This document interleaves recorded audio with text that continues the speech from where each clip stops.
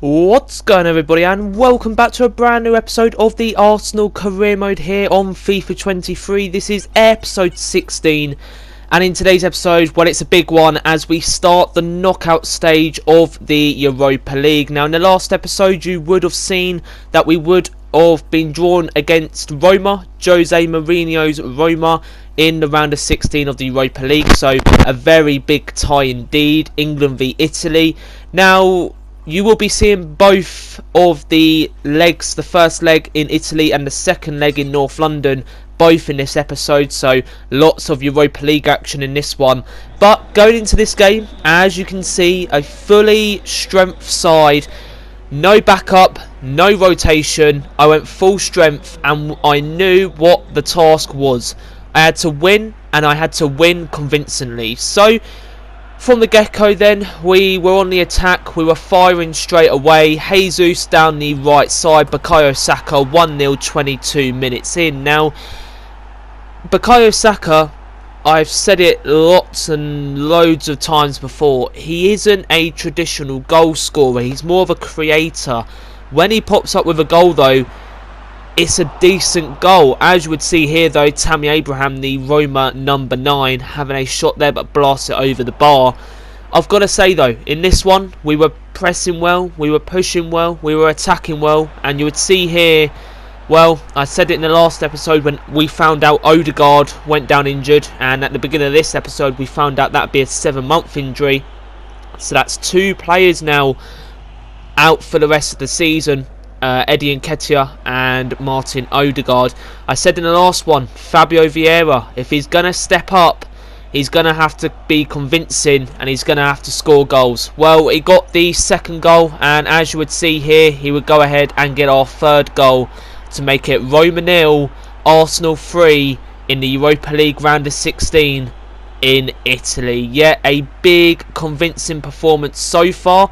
But the question was, could we keep the clean sheet? Well, I don't think we had to worry about that because our attack gave us the platform to keep going and attacking. So, I've got to say, Roma, they've got good quality, of course, in the summer. In real life, they went ahead and signed players like Pablo Dybala. They've also got young talent like Zaniolo and Pellegrini, players like that. Great talent in that Roma team, but unfortunately, the Gunners, the intensity that we bring to the game was just, it couldn't be matched. So there you go then, full time in the first leg of the round of 16 tie against Roma. It ends 3-0. But of course, away goals don't count anymore. Away goals are not a thing in Europe anymore. It is just the scoreline that counts. So we take a 3-0 lead going to the Emirates. Now we all know Roma, they're going to come out fighting, they're going to come out pressing. So we just need to be able to handle that pressure and go from there. So it was time to enter another cup competition. Not a European Cup competition this time though. Back in the FA Cup. Now in the last episode you would have seen our win against Cheltenham Town. This time it was time for a much bigger tie. Newcastle United bringing us to the Emirates here for an FA Cup tie and a chance to go to Wembley.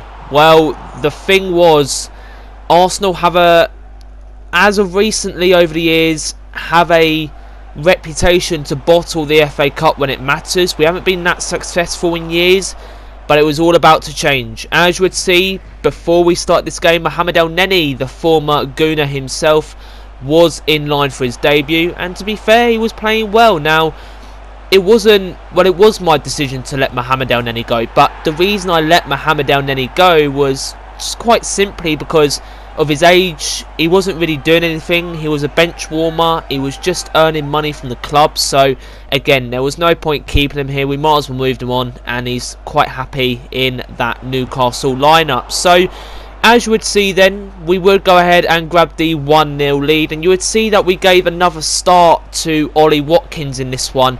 Been very impressed with him so far. Rotation for Gabriel Jesus, of course.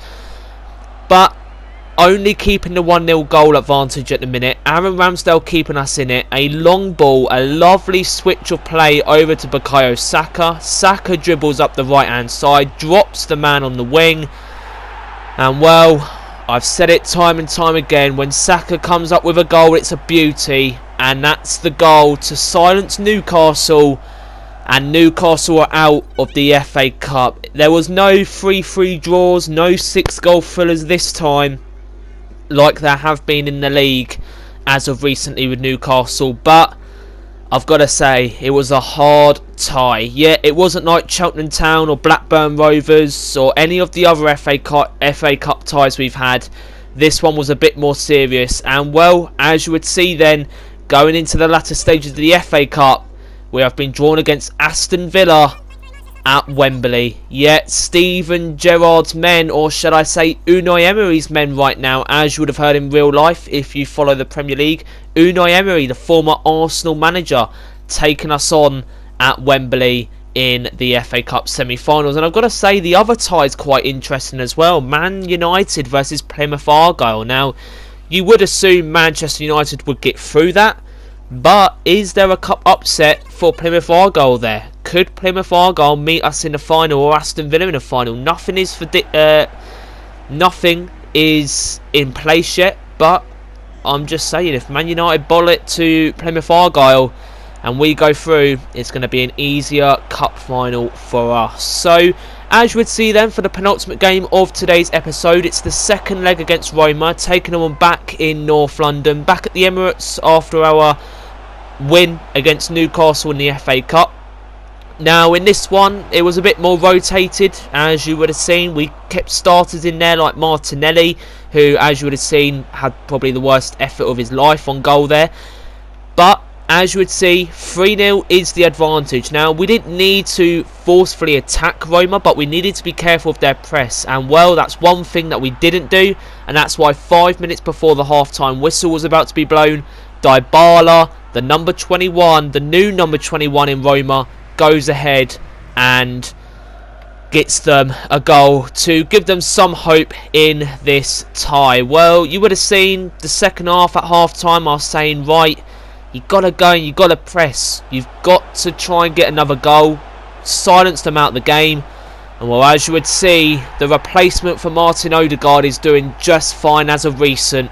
Fabio Vieira goes ahead, gets us at 1-1, and that's surely, with 15 minutes to go on the clock, Roma out of the Europa League. Well, it's 4-1 on aggregate, 10 minutes to go.